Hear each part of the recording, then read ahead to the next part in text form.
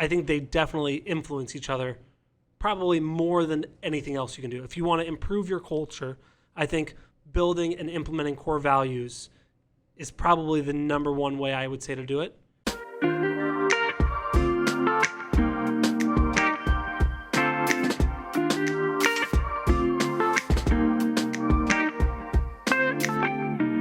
Welcome to the Whissel Way Podcast. My name is Kyle Whissel, your host with Whissel Realty Group and eXp Realty in San Diego. I'm Bryan Koci, the marketing director here at Whissel Realty Group. The goal of the show is to give you the tools, techniques, and tactics that you need to go out there and crush it in your business, whether that be mortgage, real estate, or really just any business out there. The way we like to do this is to answer the questions that you have for us rather than us guessing about what you want to hear about. We just listen to what you want to hear about. So if you have a question you want to ask us, you can always go to thewhisselway.com. You can ask us questions on there, join our referral network, subscribe to the podcast, the YouTube channel, and find out about upcoming events like our Media Mayor Mastermind, which is a 2-day deep dive into everything Bryan and I have learned about cranking out videos for the last 6 years. Yeah. This is Bryan's second podcast today. I think he's spent. Yeah, I didn't do the whole intro you did. I totally forgot about it. I did it pretty half-assed at the end. So maybe we can just put this clip in front of the other clip and we'll call it a day. Cool. The goal, too, is to bang this show out in 30 minutes or less. We want this to be the type of show that you can listen to on your way to or from the office. So if you enjoy the show, we'd love it if you could give us a little rating. If you're listening on one of the podcast platforms, if you're listening on YouTube, make sure to hit that subscribe button, hit the little bell so you get notified of future episodes. With that said, Bryan, what do we got today? So I had Tom go through all 4,000 plus responses for people that joined the Whissel Way Facebook group. And I said, hey, I want you to look at what common trends are coming up, because one of the questions is, what do you want to learn about more in this group? And so I said, I want you to look at more and more of the common trends you see popping up. And one of them talked a lot about something that you're a big fan of, is talking about culture, and more specifically our core values. Now, we've talked about culture since I've been here 6 years ago. We've created and implemented core values about 2 months ago. So I kind of want to talk a little bit about how do you make a conscious culture rather than an accidental culture. Whether you plan to or not, you are going to have some sort of experience vibe within your company, within your group. How do you go from having that to be, because it's fairly easy when you're a group of 2 or 3. When you grow to the size that we are of 50, 60 plus, it makes it more, you have to make choices about it. So tell us a little bit about culture. This episode I want to talk about culture. How we kind of crafted our core values, and then what we're doing to implement them, and kind of walk us through that whole process. Go. I'm going to sit back over here and talk to you in 20 minutes. Give me a list? Shit, dude, that was a lot of stuff. No, I just wanted to lay it out here, and then we talk about it. Yeah. What I would say is there's a Simon Sinek thing that talks about people don't remember what you say, they remember how you make them feel. And I would say that's really what culture is how you make people feel. Core values are cool and they're important, and I value our core values a lot. But at the end of the day, it's how you make people feel more than anything. And so I would say that that's a big difference between culture and core values. Culture is how you make people feel, and then core values, is what you are at the core of the business and what the business actually values. So I would say there are two different things. You can have culture without core values. You can have core values without culture. In a perfect world, you have both, and they're working in unison. A lot of times your culture helps determine your core values. Yeah, I think you can have them independently, yes, but I think when you have them together and you have them that are created intelligently, not just slapped together, integrity and fun and like just the buzzwords, right? Synergy. I love when people just Google their core values. They're like, what are Apple's core values? Yeah, those sound good. Copy, what are paste. Google's core values? Okay, we'll take like 3 of those, and boom, we got core values. That is what we are. Yeah. But I think when you have the two together, they working synergistically. Synergy. I think they definitely influence each other, probably more than anything else you can do. If you want to improve your culture, I think building and implementing core values is probably the number one way I would say to do it. And next is probably getting rid of people that don't fit in your culture. Actually, those are probably flipped. But it's really easy to get rid of people that don't fit in your culture when you say you don't coincide with our core values. Yeah, I mean, having the core values helps. Yeah. Because it now establishes not just the feeling, but then it actually defines it. And then so we utilize the EOS Entrepreneurial Operating System that has helped us determine our core values. And determine our core values, it was kind of a fun exercise that we went through because we started with Googling them. We've done that before. Yeah, that's why I said it. We're guilty of that. The way they had us do it with EOS is to have everybody on the leadership team write down the names of 3 people that we all felt were like the ideal example of what a Whissel Realty Group agent is. And everybody wrote down their 3 names, and then we took all the names that were submitted, and then we narrowed it down to the 3 that had the most votes, which was pretty unanimous. There wasn't much, like we all pretty much named the same people. Yeah. So that was good. We were on the same page with that. And then the next step was, these are the people that embody what Whissel's all about. Now, what is it about these people? What are the values that they demonstrate that make them that ideal person? And so then that was another exercise where we all sat down and we wrote down all of those different values that those people exhibited. And then we had, like 50 of these things on the board. And then we started to group things together and realize that, this one and this one were very similar, so we could group them together. And that one were very similar. We could group them together. At the end of the day, we narrowed it down to 5 things. Like, I was going to say 6 for some reason because I just used a 6 example. Well, we did have 6, and we kicked one before we finalized it. We did. And so we narrowed it down to 5 things, which is grow or die, come from contribution, experience and share, be the solution, and with positivity. Those were the 5 things that we really honed in on, is what it is, like the ideal Whissel agent. What is that value? What do they value? What do they demonstrate? And those were the 5 that we had come up with. And so, that's cool. Like, anybody can come up with core values. And then you could, send an email to your company, like, here's our core values, guys. Great. And then it just which we've done before. And then it kind of fades off into oblivion, and nothing ever happens. So then, the harder part becomes well, how do you reinforce the core values? How do you drive it home? How do you truly establish these? How do you get buy-in? Which is an ongoing challenge. I don't think that's easy. I don't think we're nailing it. I think we're doing some good things, and I think that we have some room to do better. Gary V says ideas are shit, execution's the game, and that the idea of creating core values and hoping it'll stick, it doesn't mean anything. Yeah. So what are some things that we're doing to implement the core values now? I know you've got the huddle going on. We got the posters. We have them all up around both of our offices. So we got really nice canvases. We had some guy design some cool canvases for us. Yeah, I blocked them out, and then everyone said, those are shit. Here, do this and this and this. And we eventually came up with something that looks pretty cool. Yeah, so we have them displayed on the walls. And again, that's easy. Yep. So the one that I love the most that we're doing is we do a huddle every day at 8:15, 15-minute long huddle. And Friday, we used to share our wins, something that we had that was a win for the week. We've shifted Fridays to be our core values day. And so every Friday, each agent in the team shares a core value that they've either experienced that week or a core value they've witnessed somebody else experience that week. And then we share what we can learn from it. So somebody can talk about, Dan was sick today. He had, gnarly heartburn. He was throwing up all morning, and he had a showing at 3:00. And, he was really struggling figuring out what to do. And I stepped in, and I was the solution. And I was able to, get the client scheduled and go show those houses for Dan. And so I both was be the solution, and I was coming from contribution behind that. And it's cool to hear people share, here's was the situation, here's how it was handled, whether it was me or whether I witnessed somebody do it. But that's been really fun to hear. Yeah. What things people have experienced each week. That's helping to drive stuff home. Also, whenever people are putting posts up, our internal communication system is called Workplace by Facebook. It's similar to Slack, if you guys are Slack users. And so when we see, posts that go up, we will, hashtag them and be like, oh, come from contribution, grow or die. We'll hashtag whatever that core value was just to keep driving it home. And then we also have a core value shout out group within Workplace. So, if we see something throughout the week, especially the admins are good about using this because they're not on the huddles. So if they witness somebody, doing something that embodies a core value, they'll throw it out there as well. And so, we're doing a lot, and there's other things that we want to start adding in, but that's definitely helping. Cool. that's kind of where I've got with that.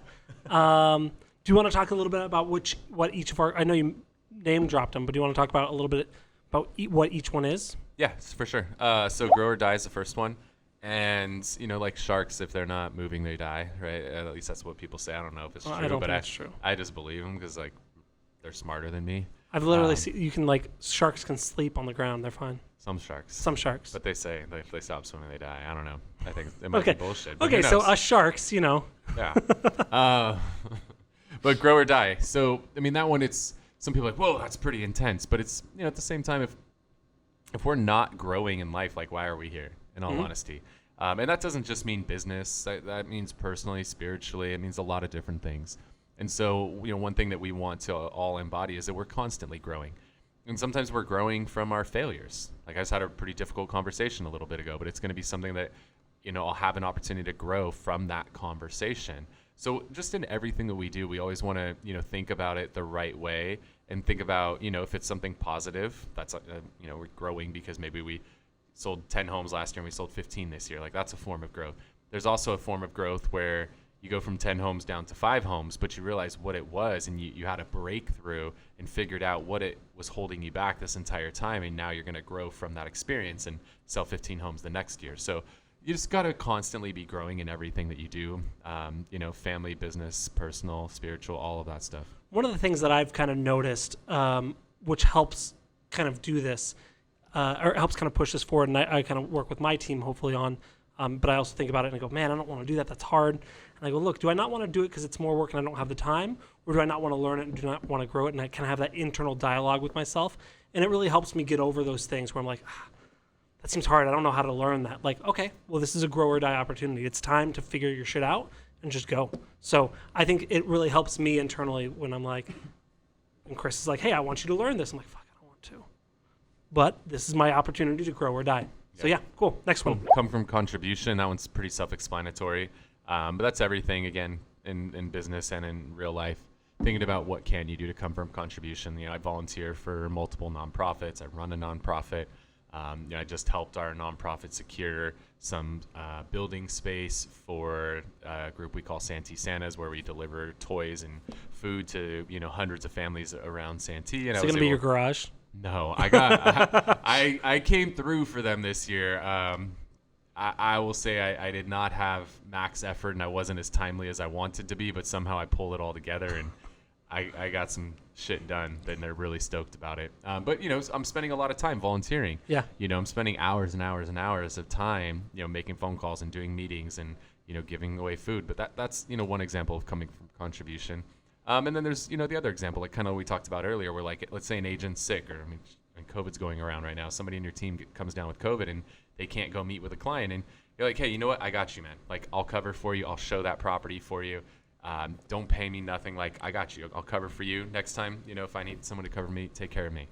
That's coming from contribution, just stepping up to help everybody out for the greater good of the team. It's that familial vibe, right? When you ask your dad to help you out with something, you're not going to say, okay, you help me out by moving, and then I'll help you out by redoing the backyard. It's not a tit for tat. If you need help, you help them, right? So it's kind of that idea of hey, I'm not going to say, well, no, you owe me 3 things, and I don't want to pull up a debt here. No, it's just, if you need help, I got you, and I know I can call on you if I need help. Yep. Cool. Experience and share is the next one. That one is also pretty self-explanatory, but I think a lot of people don't do this enough, where they go through and they have experiences, and every experience is a learning experience, good or bad. So let's share with each other, what can we learn from that experience? I was sharing, Homelight's a really good vendor partner of ours, and they have a couple cool programs, and a lot of the agents have been scared to use these programs. And I was like, you know what? I'm going to dive in. I'm going to use these programs, and I'm having amazing luck with them, and I'm really excited. So I want to share that with the team and let them know how my experience has been with that. So that could be really valuable. But then I also love when somebody will share an experience hey, I was working with this client. They were batshit crazy, and they treated me like shit. And, it was really hard, but I decided to walk away. And I feel a million times better. I feel like a weight's been lifted off my shoulders, So there's that type of experience and share as well, where it could be potentially seen as a negative. You could share, what you learned from that as well, and how that actually is a positive. a really easy way to do it, and I was trying to think of her last name, Bree from the Tom Ferry organization. She's not with the Tom Ferry organization. She does awesome notes at Tom Ferry conferences. Bree Martin. What's that? Bree Martin. Martin. Thank you. I was thinking of a different. Anyways, so going to these conferences and sharing your experience is one thing. She is gifted with her note taking and her design of these notes. Every time we do a conference, she shares them out. I don't say we as in them, the Tom Ferry organization. But just going to a conference and taking notes, which we all do, sharing those with your team members, sharing those with other agents, that's a really easy way to experience a conference and then share. That's really simple. Cool. For sure. Next up, be the solution. So this is one, people a lot of times when something's not working, they just want to bitch and complain and not do anything about it. We changed this from Google that shit. That was the original one. Google that shit. We changed it to be the solution. It sounded a little bit more positive. GTS. Yeah. But yeah, a lot of times people struggle with things and they just get to a point they can become dependent on others. They don't actually try to fix anything themselves. It's just like, Bryan, this doesn't work. Thomas, this doesn't work. Kyle, like, shut the fuck up. Figure out a solution, okay? Like, be the solution to things. Nobody wants to be around that person that's just constantly complaining and doing nothing to fix it. So whenever you come up against something, be the solution. Figure out how can I get through this. Whether I could Google that shit, or I could ask somebody, or I could try a solution, realize it didn't work, and then say, hey, Kyle, I'm running into this issue. I've tried a couple things. These haven't worked out. Do you have a solution that might work? But try, right? Like, people far too often, they put zero effort into actually trying to be the solution with things. They just want to bitch and complain. And when they actually take a little time and figure it out, that could be huge. Or, like Kevin in our team, he's a really good example. Some of the agents have been struggling with the printer recently. And so he's observed it and he's just said, you know what, I got this. And he built a guide for how to install and set the printer up, at both of the offices. Like, that's a perfect example of being the solution. He's seeing people are struggling with it. And that now also is like coming from contribution too, but he's being the solution. He sees there's a problem and he's like, hey, I got this. I'll take this on. 'Cause I can take this one. So something I've heard, it was early on when I came here, it was from a podcast and I don't remember who, but they said, if you have an issue, before going to your supervisor, whoever, try and think of 3 solutions to that problem before you go ask someone. I'd be happy with just one. And every time I've run through that, I'm like, I got to ask Kyle something. And I'm like, okay, let me think of 3 solutions. Every single time I figure out a solution before having it come to you. Yeah. But sometimes if you run into the situation where you can't, you go, Kyle, this is my issue. I thought we could do this, or we could do this. That's where I come from. And you go, I like that, but let me tweak this. Or no, you're stupid. Go this route completely. But that, at least I know for me and I know for you, it's a lot easier to edit something than start from scratch. So if someone says, I have this problem and this is what I think I want to do, it's a lot easier to help them guide that way. So cool. Okay. Cool. Last one is with positivity. So in everything that we do, if we can come with a positive mindset, does that mean like we're happy all the time? No. You don't have to be happy all the time. I'm not happy all the time. I'm not happy right now. I'm not always happy 24 hours a day, 7 days a week. We're humans. We go through a range of emotions. But if we can remain in a state where we have a positive outlook on things, so whether it's with the tone of our voice, that's one way to be positive. But another way is with our mind in a way to be positive and to understand that, even when you do have setbacks, if you can think positively about how, yeah, this is a setback, but it's going to make me stronger, moving forward. So think about that. Everything that you do, just come from a positive place, come from a positive mindset, and good things will happen. Again, that doesn't mean you got to be, it's all sunshine and rainbows 24 hours a day, 7 days a week. You're going to have ups and downs. But if you keep that positive outlook, that positive mindset, that will get you through those hard times, but it also will amplify the good times. And another way I look at it, Treasure Davis has this as one of her core values, is it's yes-minded, and always trying to come from a yes. That doesn't mean saying yes to everything. Same thing with kind of coming from positivity. I was trying to, once we started this, I was like, okay, yes to everything, but that's not what it means. But instead of when someone asks me for something, instead of saying no, or we don't do that, kind of explain what we can do. Hey, that's a great idea. We don't offer that, but what we can do is do this, this, this. Or that's not something we currently have. Let me bring it to the team and see if that's something we can implement in the future. So that's a very different, even though it's the same outcome, it's a very different response than, nope, You can't have that. Yes, let me look to see what we can do in the future. And no, we're not doing that now. Same answer, but one's definitely positive where one's negative. So that's really where I've tried to take it with with positivity is how can I explain this in a situation that's not negative. Got you. Cool.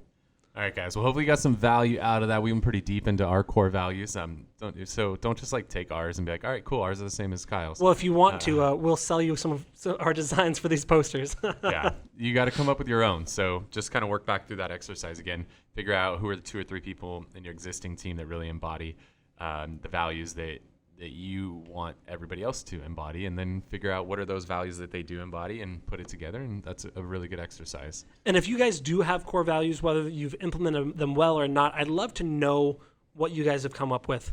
It's something that I think we can all experience and share. We can grow together. Positivity. Yeah. You know, Welcoming come from contribution. Yeah, it's cool. All right. The way we like to wrap up the show is to talk about something we utilize in our business. It saves us time, helps us make more money, or just helps us have more fun. So yeah. Brian's been coming up with some real gems lately. What do you got for us today? This one I actually really like. I've been using it lately. It's a tool to use to get free stock imagery that isn't the standard cheesy stock imagery that we normally see. It's got some more of a creative vibe, creative flair to it. And it's free. They ask you to credit the author, which is easy enough to do in literally anything. And it's called unsplash.com. It's just a really cool, unique way to get some out of the ordinary, but really professional, high quality stock images. Unsplash.com. There you go, Brian. That one's pretty good. Yeah, it's not a pen. Dude, I went to Chris's office last week, and he didn't have the freaking magnet on his whiteboard. I lost that shit every time I try to write. These pens are genius. My dry erase pens. Whatever, shut up. I like it. You suck. What's your cool thing? The one I got for you, this was good because I learned about it a couple weeks ago, and then I was able to just utilize it. We shoot a lot of videos. I love BombBomb. It's my favorite tool for shooting videos out to people. And one of the things we always do is we have a whiteboard and write down, somebody's name on it. So you got to have a dry erase. You got to have a board. You got to have a dry erase marker. Hopefully it's one with a magnet, Brian. Magnet and an eraser. And then you got to have an erase. You got to have all these things, which could be a pain. So I just ran into a situation where somebody I think stole my dry erase board. I don't know. It's literally nowhere to be found. I don't know why somebody steals a dry erase board. But then I remembered there's an app that allows me to do the same thing on my iPad or on my phone. So if you're just listening, you can't see this, but I'm holding my iPad up. You mean your phone? Yeah, I mean, there's my 12 and my iPad. I got a 12 Pro Max. It's like as big as a freaking iPad. But I'm holding up my iPad right now, and it just says, "Hi, Brandy." I just had a conversation with a gal named Brandy, set an appointment to meet with her. And so anytime I have a phone call, after the phone call's done, I want to send that person a video message, thank them for their time, confirm the appointment, give them a face to put with the name. But it's nice when that video starts out and they see their name on the screen. They're much more likely to click on it. So this app is called Make It Big. I don't know if it's on Android, but it's on iPhone. And it just allows you to type in little messages and makes it really big. It's on your phone or on your iPad. And now I can just hold this up, so I don't have to keep a whiteboard. I don't have to have one of Brian's magic dry erase markers. I can just type it in on here, put whatever messages I want, and it accomplishes the exact same thing. So that's my one for today. It's called Make It Big. It's an app. Very simple. There is one for Android. It's not called the same thing. I saw the BombBomb guys do it. I don't know what it's called. I think it's called something like Bigify or something like that. It's kind of like what the guys and gals use at the airport when they pick you up. Like you roll into Vegas and there's like somebody standing there with your name on it. Like it used to be a piece of paper with your name on it. Now they stand there with an iPad. Yeah. They use something just like this. I roll deep like that all the time when I go to Vegas. I go to the Vegas store and I don't go to Vegas. I'm not that cool. No one's picking me up with my name on it. Oh boy. It's actually way cheaper than you would think for that, by the way. Okay. So, all right, guys, hopefully you enjoyed the show today. If you have questions you want to have us answer on a future episode of the show, you can always go to thewhisselway.com. You can ask questions, join our Facebook group. You can find out about our upcoming events like our Media Mayor Mastermind. Join our referral network, subscribe to the podcast, the YouTube channel, all of that fun stuff. If you enjoyed the show today, would really appreciate it. If you're watching on YouTube, hit that subscribe button, hit the little bell so you get notified of future episodes. If you're listening to the podcast, whatever platform you're listening on, really appreciate it if you can give us a rating on there. That stuff really goes a long way. So appreciate you. Thank you so much for tuning in to this episode of the Whissel Way Podcast. See you guys next week. Wait. Before you leave, I want to share some more tips and tricks that we're using in our business to take it to that next level. Just click right here. And don't forget to subscribe. Click right here.